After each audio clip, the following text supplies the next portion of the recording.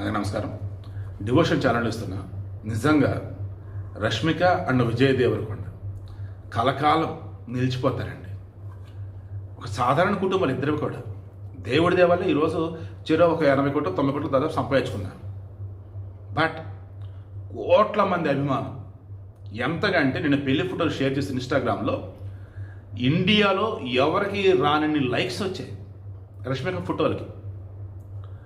ఇప్పుడు ఆ ఆనందాన్ని వాళ్ళు ఏం చేస్తున్నారు? తెలంగాణ, ఆంధ్ర, కర్ణాటక, తమిళనాడు, పుదుచ్చేరి, ఛత్తీస్గఢ్, మధ్యప్రదేశ్, ఢిల్లీ, బీహార్, మహారాష్ట్ర, గుజరాత్, వీళ్ళకి ఎక్కడైతే ఫ్యాన్ బేస్ ఉందో అండ్ వీళ్ళు ఎప్పుడైనా సరే గుళ్ళకి అప్పుడప్పుడు వెళ్తుంటారు కదా ఆ గుళ్ళు. సో గుడుల దగ్గర అన్నదానం, ఇంకొన్ని ప్లేసెస్లో వచ్చేసరికి స్వీట్ డిస్ట్రిబ్యూషన్, తీపి పంచుకోవడం, మిఠాయిలు పంచుకోవడం. ఇప్పటి వరకు రాజుల కుటుంబాలు ఇలా చేసేవారు నాకు తెలిసి అయితే. అది కూడా వాళ్ళ రాజ్యంలో దేశమంతా.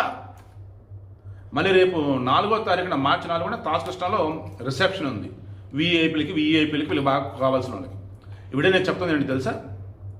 రిజిస్టర్ మ్యారేజ్ చేసుకున్నా కానీ వాళ్ళు మనుషులకి పిలిచి అన్నం పెడతారు ఇంట్లో లేదా బయట ఏడో చోట. అంటే మన సంతోషంగా ఉన్నప్పుడు మన అనుకున్న మనుషులకి అన్నం పెట్టాలి.